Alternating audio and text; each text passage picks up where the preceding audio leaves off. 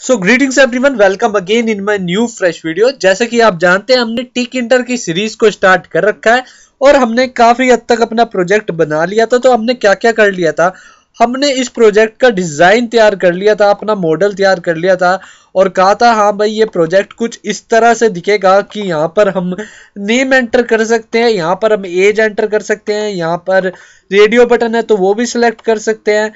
यहाँ पर हमारे पास लिस्ट आ रही है as a form of combo box, जो कि जावा में कॉम्बो बॉक्स होता था।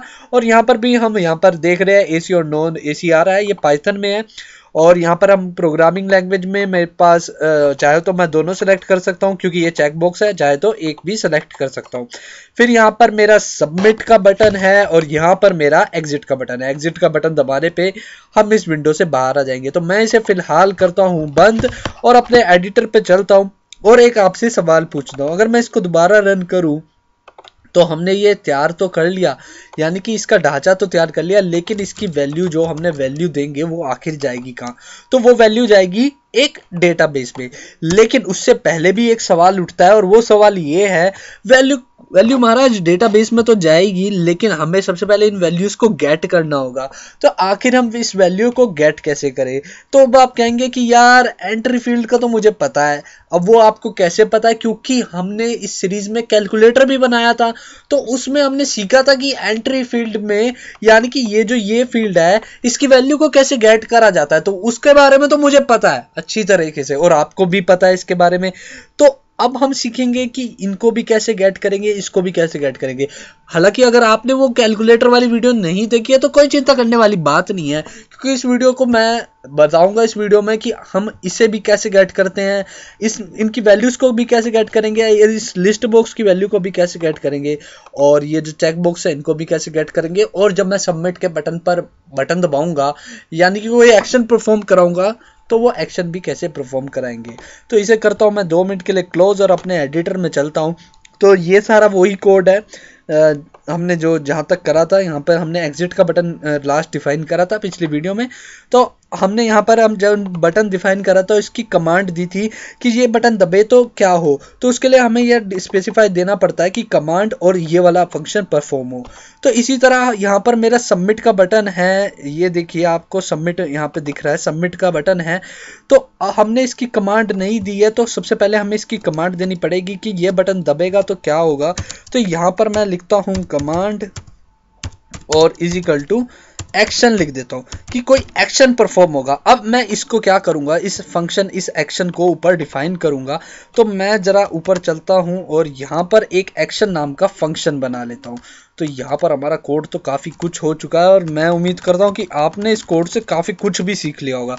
ठीक है, तो यहाँ पर मैं एक्शन की डेफिनेशन दूंगा। तो फंक्शन कैसे हम डिफाइन करते हैं, सीधा यहाँ पर डेफ लिखा और फंक्शन का नाम लिखा और यहाँ पर हमारा फंक्शन डिफाइन हो गया। लेकिन अभी यहाँ पर सपोज यहाँ पर मैं लिख देता हूँ इसे फिलहाल रिटर्न की, ये कुछ रिटर्न कर रहा है। तो ये हमारा फंक्शन तैयार हो चुका है। अगर इसको मैं रन करूँगा तो यहाँ पर मेरा ये रन हो जाएगा। और अब मैं अगर इससे डिफाइन करूँगा, दबाऊँगा, तो ये सिंपल सा हमारे एक्शन पर जाएगा, क्योंकि हमने वहाँ पर एक्शन डिफाइन करा है उस कमांड में। यहाँ पर हमने एक्शन डिफाइन करा है, ये हमने एक्शन डिफाइन करा है, तो ये एक्शन वाले फंक्शन के ऊपर जाएगा, यानी कि ये ऊपर जाएगा यहाँ पर और यहाँ पर जो भी एक्शन होगा उसे परफॉर्म करा देगा। तो यहाँ तक तो हमें पता लग गया।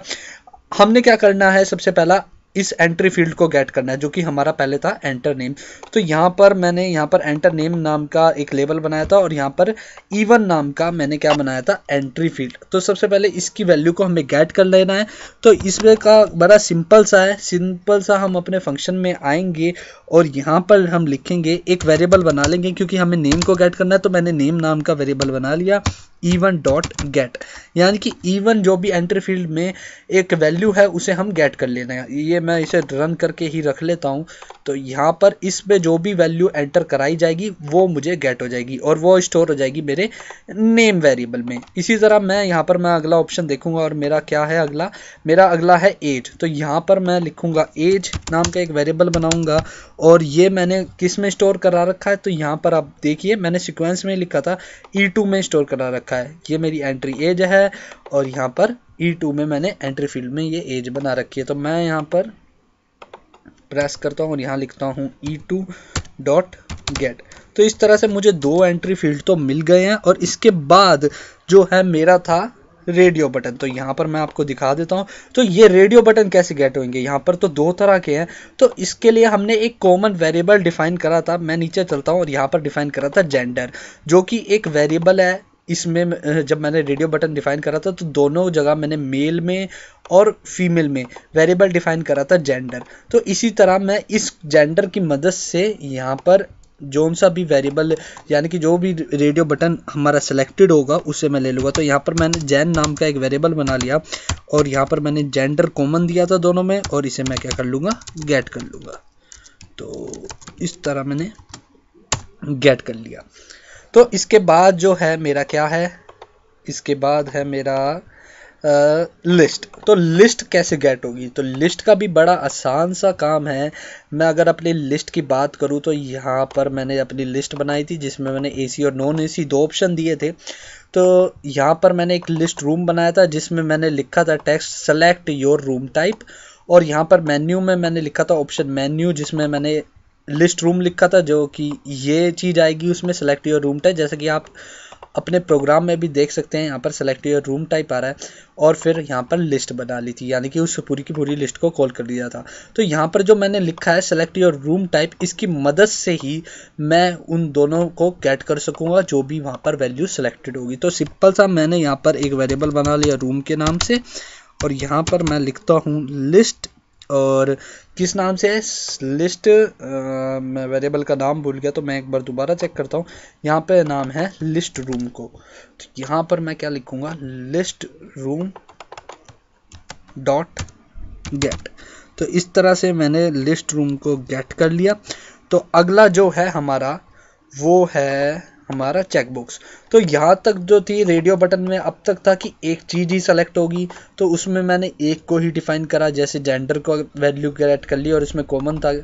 इसी तरह यहाँ पर लिस्ट में भी या तो एसी सेलेक्ट होगा या नॉन एसी सेलेक्ट होगा, तो उसमें भी मेरी एक ही चीज़ सेलेक्ट हो रही थी, तो यहाँ पर रूम हो गया। लेकिन ऐसा मेरा इसमें नहीं है, चेक बॉक्सेस में नहीं है, यहाँ पर मैं दोनों चीज़ को सेलेक्ट कर सकता हूँ। तो अगर मैं इस चीज़ की बात करूँ तो यहाँ पर मैं देख सकता हूँ कि मैंने जब चेक बॉक्स को डिफाइन करा था तो मैंने यहाँ पर 2 वेरिएबल दिए थे, यानी कि var1 और var2, जिसमें मैंने पहले चेक बॉक्स में जिसमें जावा लिखा है उसमें मैंने वेरिएबल की var1 दी थी, और जिसमें मैंने पाइथन लिखा है उसमें var2 दी थी। तो इसी की मदद से मैं यहाँ पर चेक बॉक्सेस को भी गेट कर सकूँगा। तो इसके लिए मैं सबसे पहले एक course1 नाम का एक वेरिएबल बना लेता हूँ जिसमें अभी तो कुछ स्टोर नहीं है, और एक course2 नाम का वेरिएबल बना लेता हूँ जिसमें भी कुछ भी स्टोर नहीं है। इतना करने के बाद यहाँ पर मैं एक कंडीशन लगाऊंगा, और वो कंडीशन क्या होगी, जैसे var1 था हमारा पहले वाला, तो यहाँ पे लिखते हैं var1 डॉट गेट।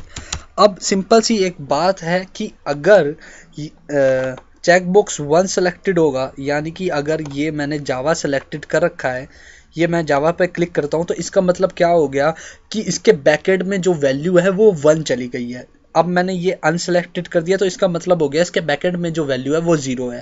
अगर ये अब सेलेक्टेड है और ये भी सेलेक्टेड है, इसका मतलब ये 1 है, और ये अनसेलेक्टेड है, ये सेलेक्टेड है, तो इसका मतलब सिंपल सी बात है, अगर मैंने चेकबॉक्स पे राइट आ रहा है तो 1 है, अगर कुछ नहीं आ रहा यानी कि ब्लैंक है तो वो क्या है, वैल्यू 0 है। तो इस तरह से ही हम इस चीज़ को गेट करेंगे। तो var1 इज इक्वल, var1 में मैंने गेट लिखा, और अगर ये किसके इक्वल है, ये भाई साहब अगर इक्वल हैं 1 के, तो हम क्या करेंगे, हम लिख देंगे course1 इज इक्वल टू जावा। और इसी तरह मैं एक और इफ लगाऊंगा जिसमें मैं var2 का इस्तेमाल करूंगा, और उसमें क्या करूंगा, गेट।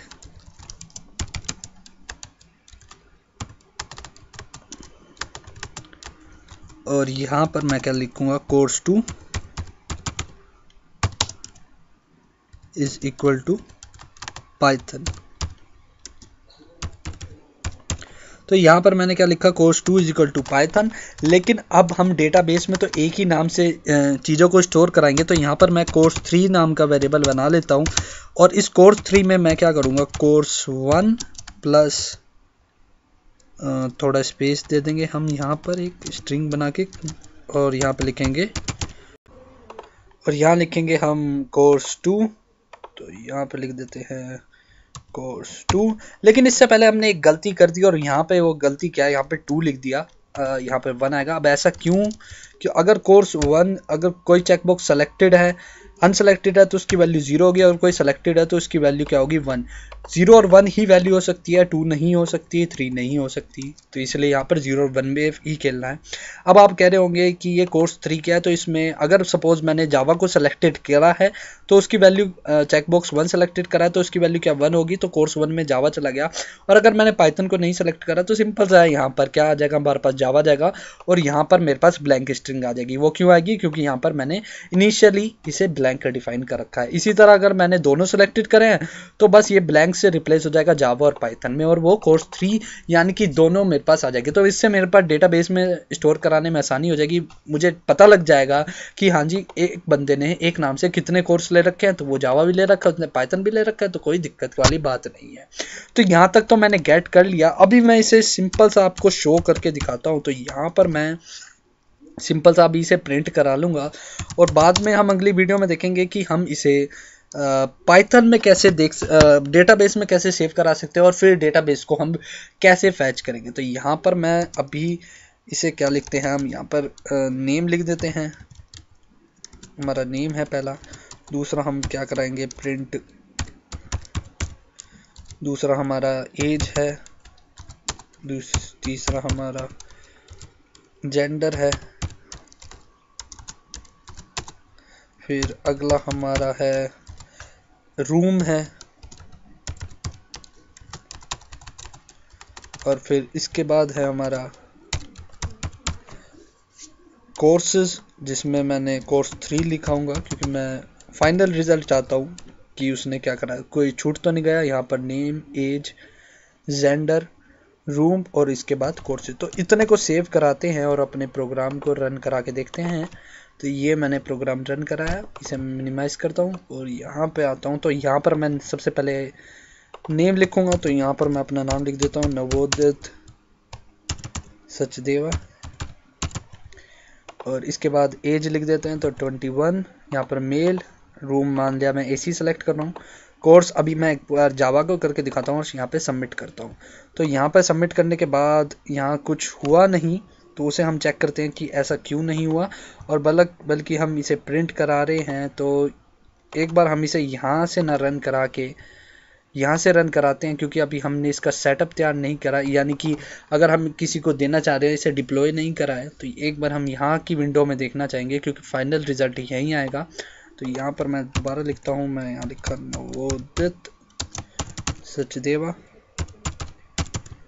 और यहाँ पे लिखते हैं हम 21, यहाँ मेल है, और ये एसी रूम सेलेक्ट करिए, सबमिट। तो यहाँ पर मेरा रिजल्ट आ चुका है, क्योंकि अभी ये रिजल्ट कंसोल में आ रहा है और फिर मैं इसे डेटाबेस में फैच करा लूँगा। तो यहाँ पर मेरा क्या आ रहा है, Navodit Sachdeva, 21 age, male, AC room select करा है और यहाँ पे जावा आ गया।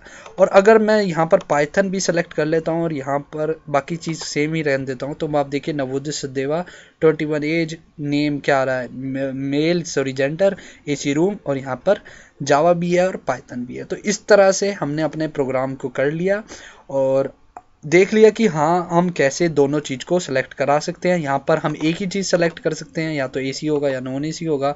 तो यहाँ पर अभी हम देखते हैं कि हमारा रिजल्ट में नॉन एसी आ गया होगा, तो यहाँ पर नॉन एसी आ गया। तो इसी तरह से अगर मैं यहाँ पर नाम भी चेंज कर देता हूँ और यहाँ पर फीमेल करूँगा तो फीमेल आ जाएगा, कोई इसमें कोई चिंता वाली बात नहीं है। एसी भी हो रहा है हमारे पास, दोनों चीज़। और अगर मैं खाली पाइथन को ही सेलेक्ट करूँगा तो यहाँ पर अब आप देखिए मेरे पास रिजल्ट में पाइथन नीचे आ जाएगा। तो इसे मैं देखता हूँ, यहाँ पर मेरे पास रिजल्ट में नीचे पाइथन कोर्स में से पाइथन आ रहा है और जावा नहीं आ रहा।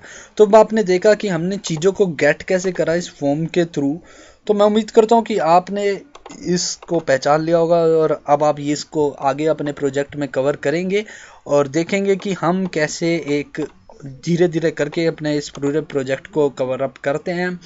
फिलहाल की वीडियो में इतना ही, मिलेंगे आपसे एक और फ्रेश वीडियो में जिसमें हम देखेंगे इन सारी चीज़ों को कंसोल पे प्रिंट कराने की जगह, कंसोल पे सेव कराने की जगह एक डेटाबेस में कैसे सेव करा सकते हैं, क्योंकि वहाँ पर मेरे पास परमानेंटली होगा। क्योंकि अगर मैं अब इस प्रोग्राम को दोबारा रन करता हूँ तो मेरे पास यहाँ पे जो कंसोल है वो एकदम प्लेन आ रहा है, और यहाँ पर मेरा दोबारा वैल्यू डालने के लिए आ रहा है, तो उसमें मुझे दोबारा वैल्यू डालनी पड़ेगी। मैं फटाफट आपको डाल के दिखा देता हूँ यहाँ पे।